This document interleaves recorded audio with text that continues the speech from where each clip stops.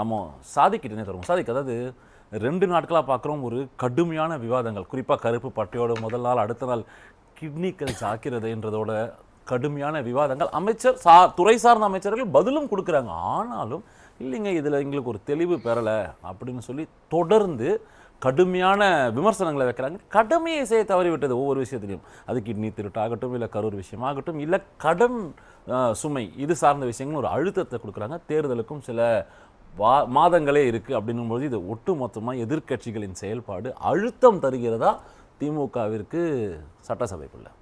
முதல்ல திராவிட முன்னேற்ற கழகத்தின் சார்பில் மாலை முரசு தொலைக்காட்சிக்கு இந்த தலைப்பை வைத்ததுக்கு என்னுடைய கண்டனத்தை பதிவு செய்ய. என்ன கண்டனம் சொல்லுங்க? கிட்னி திருட்டுன்னு எங்கேயுமே இல்லை. இந்த சம்பவம் முதல் தொலைக்காட்சியில் வந்தபோது யாருக்கோ தெரியாமல் மருத்துவமனையில் அனுமதிக்கப்பட்டு அந்த நபருக்கே தெரியாமல் கிட்னியை திருடி வித்துட்டாங்கலாம் வரல செய்தி. அந்த செய்தி நீங்க முழுசா படிக்கல நினைக்கிறேன். நீங்க மக்கள் நல்வாழ்வுத்துறை அமைச்சர் தமிழ்நாடு சட்டமன்றத்தில் மிக தெளிவாக சொல்லியிருக்கிறார். அந்த செய்தி முதல்ல வந்தது குறிப்பிட்ட மாவட்டங்களில் கிட்னி வியாபாரம் நடக்கிறது. கிட்னி வியாபாரம் பண்றதுக்கும் கிட்னி திருட்டுக்கும் ரைட் இல்லைங்க, தப்பு நிறைய வித்தியாசம் இருக்குங்க. திருட்டுன்றது உங்களுக்கு தெரியாம எடுக்கிறது, வியாபாரம்ன்றது பணத்தை வாங்கி கொண்டு நீங்கள் முன் வந்து தருவது, அதுக்கு பேர் வியாபாரம். நீங்க தூங்குற போது உங்களுக்கு தெரியாமல் உங்கள் உறுப்பை திருடி விட்டால் இந்த தலைப்பை வைக்கலாம். அந்த தொலைக்காட்சி என்ன சொல்லுதுன்னா, குறிப்பிட்ட சில மாவட்டங்களுடைய பெயரை சொல்லி எந்த மாவட்டங்களில் வறுமையின் காரணமாக கிட்னி வியாபாரம் நடக்கிறது, இது அரசு கவனத்தில் கொள்ளுமான்னு செய்தி வெளி. நான் சொல்றேன், நடந்த எல்லாத்தையும் சொல்றேன். கவனத்துக்கு இந்த செய்தி வருது, திடுக்கணும் செய்தி மாதிரி ஒரு தனியார் தொலைக்காட்சி வெளியிடுகிறது. எந்த கட்சியும் அது கோரிக்கை வைக்கல, அரசின் கவனத்துக்கு கொண்டு வரல. அதை பத்தி யாரும் பேசாத போதே ஒரு செய்தி நிறுவனத்தில் செய்தியை பார்த்தோன்னா மாண்புமிகு முதலமைச்சர் சுகாதாரத்துறை அமைச்சரை அழைத்து பேசி அதுக்கு ஒரு விசாரணை பண்ண சொல்லி ஐஏஎஸ் அதிகாரி தலைமையில் ஒரு குழு அமைக்கப்பட்டு 4 மாவட்டத்துறை சுகாதார அதிகாரி தலைமையில் குழு நடக்குது. அந்த குழுல தான் தெரிய வருது ஒரு 6-7 பேர் இந்த மாதிரி பணத்திற்காக வறுமையின் காரணமாக குறிப்பிட்ட இந்த மருத்துவமனைகளாகவே போறாங்க. ஆமா, பணத்தை வாங்கிட்டு இந்த மருத்துவமனையில தவறா செய்து ஆபரேஷன் தவறா. ஏன்னா நான் என்ன சொல்றேன்னா, நான் ஜஸ்டிஃபை பண்ணல, பட் வாட் நீங்க முதல்ல சரி நீங்க என்னைய விமர்சனம் பண்ணலாம், கேள்வி கேட்கலாம், ரைட். ஆனா வைத்த தலைப்பு வேற ஏதோ திசை மாறி போயிடக்கூடாதுன்றக்காக தான் நான் அந்த கண்டனத்தை பதிவு செய்யல. நான் ஜஸ்டிஃபை பண்றேன், ரைட், நீங்க தொடரலாம். நான் சொல்றது, இப்படி ஒரு சம்பவம் வந்த உடனே ஐஏஎஸ் அதிகாரி தலைமையில் குழு அமைக்கிறோம். அந்த குழு அமைத்து இப்படிதான் நடக்குதுன்னா அந்த அதிகாரிங்க என்ன பண்றாங்க, ஆமா குறிப்பிட்ட இந்த 2 மருத்துவமனையில் 4-5 பேர் இந்தந்த தேதியில இந்த மாதிரி பணத்தை பெற்றுக்கொண்டு இந்த தன்னுடைய கிட்னியை வித்திருக்கிறாங்கன்னு வருது. அதுக்கு புரோக்கர் 4 பேர் செயல்பட்டு இருக்கிறாங்க. அந்த புரோக்கரை காவல்துறை கைது செய்து சிறைச்சாலையில் அடைத்திருக்கிறது. அமைக்கப்பட்ட அந்த குழு ஒரு வரைவு அறிக்கையை கொடுக்கிறது. மேலும் இது போன்ற தவறுகள் நடக்காம இருக்க வேண்டும் என்று சொன்னால் என்ன செய்யணும்ட்டு அந்த ஐஏஎஸ் அதிகாரி தலைமையில் ஒரு குழு ஒரு அறிக்கையை கொடுக்கிறது. அந்த அறிக்கை நடைமுறைப்படுத்தப்படும் அப்படின்னு சொல்லிட்டாங்க. இது கவர்மெண்ட் யாருக்கும் சப்போர்ட்டும் பண்ணல, மறைக்கல, எதுவுமே பண்ணல. என்ன நடவடிக்கை எடுக்கணுமோ அது அரசாங்கம் எடுத்தது. அது புள்ளிபரமா மாண்புமிகு மக்கள் நல்வாழ்வுத்துறை அமைச்சர் நீ சொல்லியிருக்கிறார். சரி, எதிர்கட்சியாக இருக்கிற அதிமுக இன்னைக்கு பேட்ஜ் ஒன்று குத்திக்கிட்டு ஒரு திசை திருப்புற மாதிரி வந்து சட்டசபையில் பங்கெடுத்திருக்காங்க, பேசியிருக்காங்கன்னா இது ஏதோ திமுக ஆட்சியில மட்டும் நடந்து தன்னுடைய கிட்னி பிஜேபி கிட்ட கொடுத்துட்டு கிட்னி இல்லாம உட்கார்ந்து இருக்கிற அதிமுக இன்னைக்கு கிட்னி பறி போயிடுச்சு, கிட்னி பத்தி பேசணும் அப்படின்னு நீங்க சொன்ன மாதிரி தேர்தலுக்காக ஒரு 170 நாள்ல தேர்தல் வேலை இருப்பதால் பேசுவதற்கு வேற எதுவுமே இல்லை. இந்த அரசாங்கத்தின் மீது குற்றச்சாட்டு சொல்ல முடியல, வேற ஏதாவது இந்த அரசாங்கத்தின் மீது ஒரு விளம்பரத்தனமான குற்றச்சாட்டு சொல்ல முடியாதான்னு சொல்லிட்டு நான் சொல்லிடுறேன். இந்த பிரச்சனை வறுமையின் காரணமாக ஏற்பட்ட பிரச்சனை. இன்னைக்கு 1000ல் ஒருவருக்கு கிட்னி பிரச்சனை இருக்கிறது. 1000ல் ஒருவருக்கு கிட்னி பிரச்சனை இருக்கு. அதாவது அரசாங்கத்திடத்திலே பதிவு செய்து கிட்னிக்காக காத்திருப்பவர்கள் இன்னைக்கு தமிழ்நாட்டில் 13,000-16,000 பேர் காத்திருக்கிறார்கள். அரசு மூலமாக தானம் பெறுவதற்கு யாராவது மூளைச்சாவு அடைந்தால் அல்லது விபத்துல இறந்தால் அதுல கிடைக்கிற கிட்னியை பாதிக்கப்பட கொடுக்கிறதுக்கு அப்படி 17,000 பேர் 15 பேர் இருக்கிறதாக அரசு புள்ளி விவரம் சொல்லுகிறது. சிலர் பணம் படைத்தவர்கள் தன்னோட உறவினிடத்துல பேசி, அதாவது ரத்த சம்பந்தப்பட்ட இருக்கிறவங்க கிட்னி கொடுக்கலாம், அதுக்கு நடைமுறை ரொம்ப வாலண்டரி டோனர் சார், அதுதான் சொல்றேங்க. அப்படி இருக்கிறவங்க கிட்னி கொடுக்கறாங்க. சிலர் என்ன பண்றாங்க, இந்த மாதிரி சட்டவிரோதமாக பணத்தை கொடுத்து பலருடைய ஏழ்மையை பயன்படுத்தி வறுமையை பயன்படுத்தி நாங்க இவ்வளவு பணம் கொடுக்கிறோம் சார். அதிமுக ஆட்சியில இதை தடுக்க வேண்டியது சட்டத்துக்கு பேசி முடிச்சிடறேன். இன்னைக்கு 5 லட்சம் ரூபாய்க்கு விற்கப்பட்ட இதே கிட்னி தான், இதே நாமக்கல் பிரச்சனை தான் 15 ஆண்டுகளுக்கு முன்னால் அதிமுக ஆட்சியில 40,000 ரூபாய்க்கு விற்கப்பட்டது. அதனாலதான் இல்ல, இல்ல, அந்த கோவத்துலதான் இன்னைக்கு திமுக வாக்களிச்சிருக்காங்க. நான் என்ன தெரியுமா சொல்றேன்? நீங்க inflate இது ஏதோ ஆயிடுச்சுன்னு சொல்றீங்க. இவங்க பூதாகரமாக்கி பேசி இவங்க ஒரு பேட்ஜ் எல்லாம் குத்திட்டு வரத பார்த்தா இப்படி ஒரு சம்பவமே இதுக்கு முன்னாடி தமிழ்நாட்டுல நடக்காத மாதிரியும் இப்போதான் ஏதோ புதுசா நடந்துட்ட மாதிரியும், ஆகவே இவங்க தமிழ்நாட்டு மக்களை பத்தி கவலைப்படுற மாதிரினா கிட்னி அதிகமா விற்பனை என்று துவங்கி வைத்ததே 2004 சுனாமிக்கு பிறகுதான். 2004 யாருடைய ஆட்சி? சிகப்பு சந்தைன்னு ஒரு புத்தகம் ஒரு ஆங்கில பத்திரிகையாளர் எழுதுறாரு. மிக அதிகமாக வியாபாரம் நடைபெறுகிறது, அதனுடைய கிட்னி பாக்கோன்னு ஒரு ஊரே இருந்துதான். இல்ல நான் சொல்ல முடிச்சிடுறேன். வச்சிடறேன் கேள்வி வச்சுட்டு நீங்க மோனோலாக போயிடுது.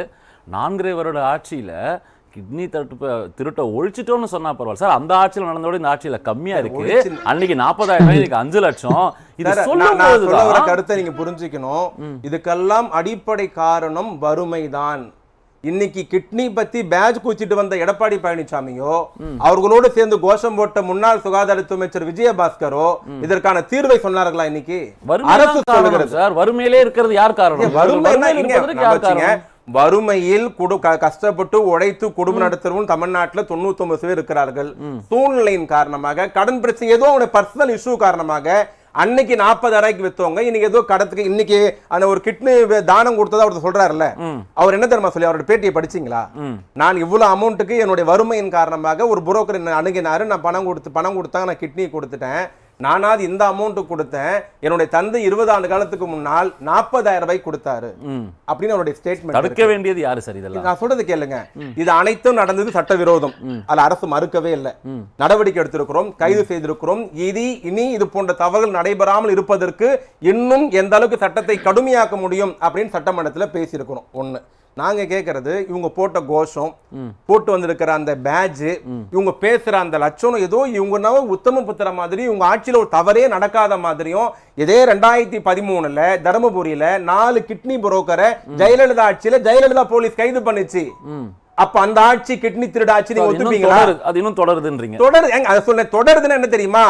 அரசுக்கு தெரியாமல் ரகசியமாக பேரம் பேசி பணத்திற்காக வறுமைக்காக விற்கிறவங்களுக்கும் பணத்துக்காக வாங்குறவங்களும் இதை அரசு என்னதான் நடவடிக்கை எடுத்தாலும் நான் எங்க ஆட்சியில் தப்பே நடக்குதுன்னு சொல்றேன். எங்க ஆட்சியில் நடந்திருக்கு, பத்திரிகை வெளியே கொண்டு வந்து முதலமைச்சர் நடவடிக்கை எடுத்தார். இது போன ஆட்சியில் இருந்தது, அதுக்கு முன்னாடி ஆட்சியில் இருந்தது, அதுக்கு முன்னாடி ஆட்சியில் இருந்தது. அதுக்காக நியாயப்படுத்துறோமா? இல்லை. என்ன சொல்லியிருக்கிறோம்? இன்னும் அதாவது 2004 சட்டத்தை கடுமையாக்குறாங்க. 94 மன்னிக்கணும், 94 கடுமையாக்குறாங்க. இந்த உடல் உறுப்பு சட்டத்தை கடுமையாக்குறாங்க. அப்ப இன்னைக்கு என்ன கேக்குறான்னு, என்னதான் சட்டம் வந்தாலும் ஏதோ ஒரு இடத்துல தப்பு நடந்துகிட்டே இருக்கு. எங்கேயோ ஒண்ணு யாரோ ஒரு தப்பு பண்ணிக்கிட்டே இருக்கிறார். இதை இன்னும் எப்படி கடுமையாக்கலாம்? பேசியிருக்கிற எதிர்கட்சி தலைவர் ஒரு அறிவார்ந்த மாநிலத்தின் முதலமைச்சரா இருந்தவர், இன்னைக்கு இந்தியாவுடைய முன்னணி மாநிலத்தின் எதிர்கட்சி தலைவர். இப்படி ஒரு சம்பவம் நடந்திருக்கிறது. ஒரு IAS அதிகாரி போட்டிருக்கீங்க, அவர் இந்த மாதிரி நடவடிக்கை எடுத்திருக்கிறார், 4 பேர் கைது செய்யப்பட்டிருக்கிறார்கள், இந்த அறிக்கையை கொடுத்திருக்கிறார், இந்த அறிக்கையை இன்னும் இந்த சரத்தெல்லாம் சேருங்க, இன்னும் வலிமையாக்குன்னு சொல்லியிருந்தால் ஒரு நல்ல கட்சிக்கு தலைவர் தமிழ்நாட்டுக்கு வழிகாட்டுறாரு. எடப்பாடி பாராட்டி ட்வீட்டை பார்த்திருப்பீங்க. என்ன தெரியுமா? இல்ல நான் முடிச்சிரு. அவரோட ட்வீட்ல என்ன சொல்றாரு அப்படின்னா, கரூர்ல ஒரு சம்பவம் நடக்குது, உடனடியா SIT உடனடியா களத்துல இறங்குறாங்க, உடனடியா விசாரணை சார்ஜ் ஷீட் நிறைய பேர் ஃபைல் பண்றீங்க. இங்க SIT ஃபார்ம் பண்ணியும் இன்வெஸ்டிகேஷன் நகரல. அப்படியே நகர்ந்தாலும் அபிஷியல் லெவல்ல இருக்கிற ஒரு 2-3 ஆஃபீஸர் நான் முடிச்சிடுறேன். அபிஷியல் லெவல்ல இருக்கிறவங்கள மட்டும் நம்ம அரெஸ்ட் பண்ணி வைக்கலாம். இங்க ஒரு தொய்வு இருக்கு. 2 நியாயமா? இதுக்கு ஒரு நியாயம், அதுக்கு ஒரு நியாயமான கேள்வி. முதல்ல எதுக்கு எதை முடிச்சு போடணும்ட்டு ஒரு சாதாரண ஒரு வாக்காளர் பேசுற மாதிரி ஒரு முன்னாள் முதலமைச்சர் பேசக்கூடாது. ஒண்ணு, இந்த SIT போட்டோம்னா முதல்ல தெளிவுபடுத்துறேன். SIT நாங்க போட்டோம், கோர்ட் போட்டுச்சு. நாங்க அமைத்தது தனிநபர் ஒரு நபர் ஆணையம் தான் நாங்க அமைச்சோம். அதுக்கப்புறம் கோர்ட் அமைச்சது, அவங்க கோர்ட்டுக்கு வழிகாட்டு முறையை வாங்கிட்டு வந்தாங்க, அரசாங்கத்தை கேட்டாங்க, அது கோர்ட்டுடைய நடைமுறை. அது நாங்கள் அமைக்கவே இல்லை. திருப்பி நாங்கள் சிறப்பு புலனாய்வுக்குள் அமைச்சோம். நாங்கள் எங்க சார் அமைச்சோம்? நாங்கள் ஒரு நபர் ஆணையம் தான் அமைச்சோம். அது கோர்ட்டு சொன்னது. இன்னைக்கு அதையும் சுப்ரீம் கோர்ட் வேண்டாம், CBI விசாரிக்கணும்னு சொல்லிடுச்சு. நாங்கள் ஓகேன்னு சொல்லிட்டோம். அதுல என்ன பிரச்சனை? இப்போ நாங்க சுப்ரீம் கோர்ட்டுக்கு போயிட்டு கோர்ட்ல வாதாடின தமிழக அரசு தான் வேண்டாம், SIT வேண்டாம் அப்படின்ற வாதமும் வச்சாங்க. என்னன்னு வச்சோம்? இந்த கிட்னி சப்ஜெக்ட்லயா? தப்பா சொல்றீங்களா சார்? நாங்க SIT வேணான்னு சொல்ல சார், அந்த குழுவில் தமிழ்நாட்டு அதிகாரிகளும் இடம்பெற செய்ய வேண்டும் சொன்னோம். நாங்க விசாரணை பார்த்து அஞ்சல, பயப்படல, நாங்க வக்காலத்து வாங்கல, தப்ப சரின்னு சொல்லல. ஒரு குழு அமைச்சிருக்கீங்க, ஓகே, அந்த குழுல தமிழ்நாடு அரசினுடைய அதிகாரிகள் இடம்பெற வேண்டும். இதைத்தான் தமிழ்நாடு அரசின் சார்பில் நீதிமன்றத்தில் தெரிவிக்கப்பட்டது. இப்ப குறிப்பா செய்தி நிறுவனங்களும் செய்தியும் தமிழ்நாட்டுல எப்படி போயிட்டு இருக்குன்னா, வடிவேல் ஒரு படத்துல சொம்புல தண்ணி கேட்பாரு, கடைசியா போய் சேர்ற செய்தி வெள்ளி சொம்புல தண்ணி கேட்டாருன்னு தெரியுமா? அந்த மாதிரி என்ன அரசு அண்ணன் வாதாடுது, ஆளுங்கட்சி என்ன சொல்லுதெல்லாம் கேட்காம பொத்தாம்பொதுவா அடிச்சு விடுறதால நாட்டுல பாதி பேர் என்ன நினைச்சிட்டு இருக்கிறா, நாங்க தான் அந்த குழுவே அமைச்சோம் கரூர் சம்பவத்துக்குன்னு. இப்ப என்ன சொல்றாங்க, ஒரு நபர் குழு அமைச்சீங்க, ஒரு நபர் குழு அமைச்சீங்க. அந்த கோர்ட் அமைச்ச குழுக்கு நாங்க அமைக்கல, அது கோர்ட் அமைச்சது. இப்ப இருக்கிற பிரச்சனை, இந்த விசாரணை தடை நாங்க போல, விசாரணை நடத்துங்க, அந்த விசாரணையில் தமிழ்நாட்டை சேர்ந்த அதிகாரிகளும் இடம்பெற வேண்டும் போனோம். பட் நடவடிக்கைன்னு வரும்பொழுது கட்சி சார்ந்து இருக்கிறவங்க மேல நடவடிக்கை இல்ல, அபிஷியல்ஸ் மட்டும்தான் நம்ம பேரை சொல்றோம் அப்படின்ற ஒரு வாதத்தை எதிர்கட்சியா இருக்கு. ஒண்ணு புரியல சார். கொடநாடு தன் கட்சி தொண்டன் செத்தா கூட இந்த அளவுக்கு எடப்பாடி பேசுவாரான்னு தெரியாது. கொடநாடு கரூர் சப்ஜெக்டுக்கு விழுந்து அதிமுக நேற்று சட்டமன்றத்தில் பேசியது. அதுக்கெல்லாம் பேச தெரிஞ்ச எடப்பாடி, இன்னைக்கு கிட்னி திட்ட பத்தி விளம்பரத்துக்காக பேச தெரிஞ்ச எடப்பாடி, இதுக்கெல்லாம் சிபிஐ விசாரணை கேட்டு விசாரணை வேகமா நடக்கணும், ஆணை வேகமா எடுக்கணும், காவல்துறை என்ன பண்ணுது, செயலிழந்துச்சு, இதெல்லாம் கேட்க தெரிஞ்ச எடப்பாடி இந்த 4.5 வருஷத்துல என்னைக்காவது ஒரு முறை எழுந்து கொடநாடு வழக்கு என்ன ஆச்சுன்னு கேட்டிருப்பாரா? யார் வீடு அது? அவங்க மூச்சுக்கு 300 தூரம் அம்மா அம்மான்னு சொல்றாங்க, அந்த அம்மாவோட வீடு தானே அது? அந்த வாட்ச்மேன் எப்படி செத்தாரு, என்ன ஆச்சு, உங்க ஆணை நீங்க அமைச்ச விசாரணை குழு நடவடிக்கை எடுத்தீங்களா? ஏன் இன்னும் தோய்வு இருக்கு, எப்ப நடவடிக்கை எடுப்பீங்க? கொடநாடை பத்தி அவர் பேசுவாரா? உங்க அரசியலுடைய தேவைக்கும் உங்க அரசியல் லாபத்துக்கும் தமிழ்நாட்டு மக்களை ஏன் சார் பலியாக்குறீங்க? நீங்க விழுந்து ஆதரிக்கிறீங்க நடிகரை, விழுந்து போய் வலிய பேசுறீங்க. யாரோ ஒரு தொண்டன், உங்க கட்சி தொண்டகண்ட கொடியை கொடுத்து அவன் ஆட்டோன பாத்தீர்களா, கூட்டணி உறுதி ஆயிடுச்சுன்னு உங்களுடைய முதலமைச்சர் பதவி ஆசைக்காக எந்த அளவுக்கு தரந்தாழ்ந்து போக நீங்க தயாராயிட்டீங்க. எவ்வளவு பெரிய கட்சி அது அதிமுக. எம்ஜிஆர் ஆரம்பிச்சு ஜெயலலிதா வச்சிருந்து எவ்வளவு பெரிய கட்சி, இன்னைக்கு இன்னொரு கட்சி வராதான் காக்க வேண்டிய சூழ்நிலை நீங்க தள்ளப்பட்டிருக்கிறீங்க. உங்களுடைய பலவீனத்தை மறைக்க தலைமை பலவீனமாக என்னன்னா, சாதிக்கிட்ட ஒரு கோடு போடும்போது நம்ம பக்கத்துல இன்னொரு கோடை போட்டு அந்த கோடை பார்த்தீர்களான்றோம். இஷ்யூக்குள்ள வரும்பொழுது அவங்க சொல்லக்கூடிய ஒரு வாதம் என்ன அப்படின்னா, ரைட்டுங்க எங்க ஆட்சியில் நடந்துச்சு, அதுக்காக தான் மக்கள் எங்களை எதிர்கட்சி ஆக்கிட்டாங்க, ஆளுங்கட்சியினுடைய வேலை இதுதான், இது அவங்க செய்ய தவறிட்டாங்க அப்படின்னு சொல்றதுல என்ன தவறுன்னு கேட்கிறாங்க. அவங்க ஆட்சியில் நடந்த போதெல்லாம் அதை நியாயப்படுத்தினார்கள். உதாரணம் சொல்லட்டுமா, சாத்தான்குளம் காவல் நிலைய படுகொலை, அப்பனையும் பையனை அடிச்சே சாவடிச்சாங்க. அது சட்டமன்றத்தில் முதலமைச்சர் எடப்பாடி என்ன தெரியுமா சொன்னாரு, மயக்கத்தால் மரணம் அடைந்தார்கள், அடித்து சாகடிக்கவில்லை. எதிர்கட்சியா இருந்த திமுக சிபிஐ என்கொயரி கேக்குறாங்க. கேளுங்க, நாங்க நியாயப்படுத்த அன்னைக்கு இருந்து முதலமைச்சர், நான் காவல்துறை விசாரிக்கிறேன், காவல்துறை தவறு செய்த நடவடிக்கை எடுப்பேன், எனக்கு கிடைத்த அறிக்கை இப்படி அப்படிலாம் சொல்லல. முழுக்க காவல்துறைக்கு வக்காலத்து வாங்கினார்.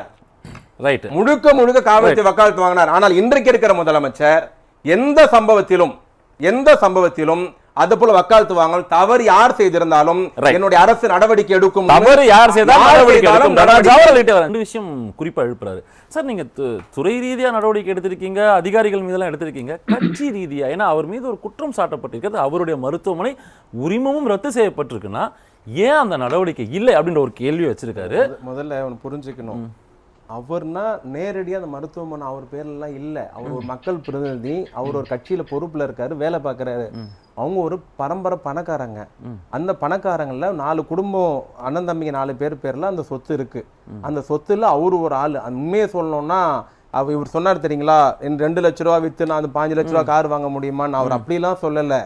அவர் தெளிவா சொன்னாரு, எனக்கு அது அவசியம் இல்லைங்க, நான் அந்த தப்பு இதெல்லாம் பண்ணி தான் நான் வாழணும்னு அவசியம் இல்லை, நான் அந்த மாதிரி ஆளும் கிடையாது, இது என்னுடைய கவனத்துக்கு வராமல் வந்தது, நான் வச்சிருக்கிற காரே 15 கோடி ரூபாய், இந்த 2 லட்ச ரூபாய் கிற்றி வித்தாங்க நான் பண்ண போறேன், அதெல்லாம் அந்த மாதிரி எண்ணமும் ஆளும் நான் கிடையாது.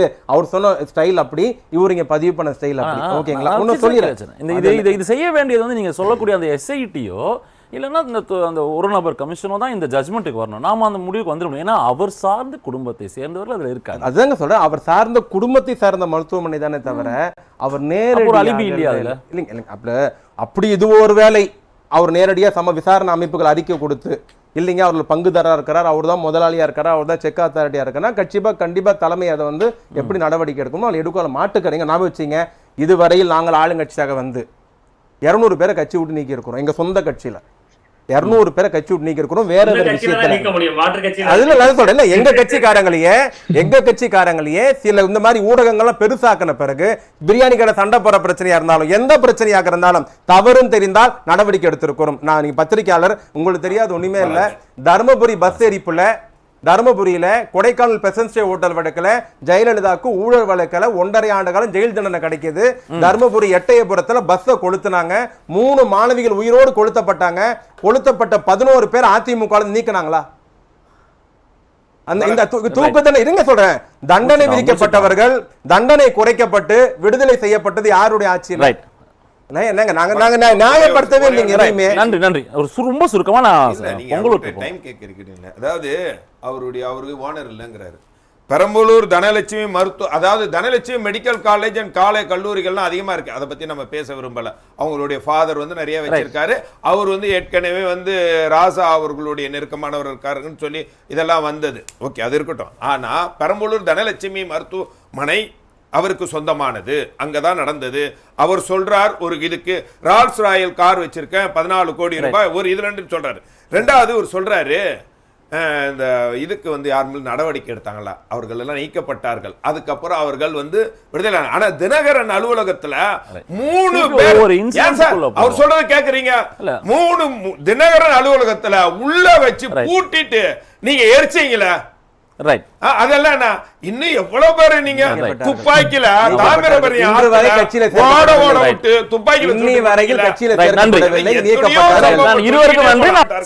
அதிமுக எழுப்பக்கூடிய எல்லா வாதங்களையும் அரசியல் செய்யறாங்க. தேர்தலை மையமா வச்சு நம்ம பேசினா பொங்கலூர் மணிகண்டன் சொல்லக்கூடிய வாதம் என்னன்னா, எதிர்க்கட்சியாக திமுக இருந்த போது நாங்கள் அரசியல் செய்வோம்னு தான் சொன்னாங்க. இதுல என்ன மாற்றம் இருக்கு? எதிர்க்கட்சி இதுதான் செய்வாங்க.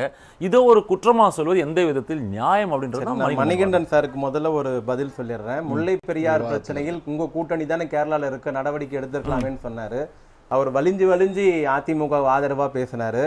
152 அடியாக இருந்த முல்லை பெரியாரை 132 அடியாக குறைக்கப்பட்டது அதிமுக ஆட்சியில். அந்த வரலாறு அவர் படிச்சுக்கணும். அப்ப எம்ஜிஆர் முதலமைச்சர் அன்னைக்கு குறைச்சதுதான் அன்னி வரைக்கும் ஏத்த முடியல.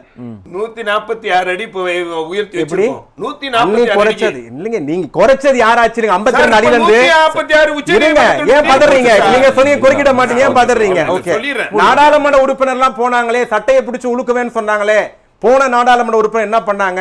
இந்த நாடாளுமன்ற உறுப்பினர் என்ன பண்ணாங்க தெரியுமா? இந்த 39 இந்தியாவிலே 2வது பெரிய கட்சியாக அதிமுக வெற்றி பெற்று டெல்லிக்கு போய் 39 நாடாளுமன்ற உறுப்பினர்கள் எந்த கோப்பில் ஜெயலலிதா கையெழுத்து விட மாட்டேன் என்று மறுத்தாரோ அந்த உதய் மின் திட்டத்திலே கையெழுத்து போட்டார்கள். எந்த திட்டத்தை ஆதரிக்க மாட்டேன்னு சொன்னாங்களோ, ஒரே நாடு ஒரே காடை எந்த ஜெயலலிதா எதிர்த்தாரோ அந்த வழியே போய் ஒரே நாடு ஒரே காடை ஆதரித்தார்கள். எங்க நாடாளுமன்ற உறுப்பினர்கள் ஸ்தம்பிக்க வைக்கலையா? எங்க நாடாளுமன்ற உறுப்பினர்கள் பாராளுமன்றத்தில் நிறுத்தலையா? உங்க நாடாளுமன்ற உறுப்பினர்கள் தான் சிஏஏக்கு ஓட்டு போட்டாங்க. உங்க நாடாளுமன்ற உறுப்பினர் தான் என்ஆர்சிக்கு ஓட்டு போட்டாங்க. உங்க நாடாளுமன்ற உறுப்பினர் தான் காஷ்மீர் 307 ரத்து பண்றதுக்கு உங்க எம்பி பாட்டே பண்ணார். காஷ்மீர் ஒண்டர்ஃபுல் காஷ்மீர் உங்க எம்பி தான் பாட்டு பண்ணாரு. முத்தலக் தடை சட்டம் அதுதான் சொல்றேன். முத்தலக் தடை சட்டம் இஸ்லாமிய பெருமக்களுடைய முத்தலக் தடை சட்டத்தை அமித்ஷா கொண்டு வந்த போது உங்களுடைய 30 நாடாளுமன்ற உறுப்பினர்கள் டெல்லியில உட்கார்ந்து மிச்சர் சாப்பிட்டு தமிழ்நாட்டுடைய உரிமையை விட்டு கொடுத்தார்கள். நான் முடிச்சிடுறேன். ஆனால் நாங்கள் போய் உங்களுடைய இந்த 4.5 ஆண்டு கால 2வது முறை மோடி பிரதமரான போதும் இப்பொழுது பிரதமரான இந்த 1.5 ஆண்டு காலத்திலும் நாடாளுமன்றத்தில் எல்லா நடவடிக்கைகளும் தொலைக்காட்சியில் பதிவு செய்யப்பட்டிருக்கிறது. எல்லா நடவடிக்கை பாருங்கள். எங்களின் திமுக நாடாளுமன்ற உறுப்பினர்கள் எப்படி பதிலளித்திருக்கிறார்கள், எப்படி கேள்வி கேட்டிருக்கிறார்கள், மத்திய அமைச்சர்கள் எவ்வளவு கோபப்பட்டிருக்கிறார்கள். உதாரணம் நிர்மலா பெரியசாமி அம்மையார் எப்படி எல்லாம் பேசுகிறார்கள் பார்த்தால் தெரியும்.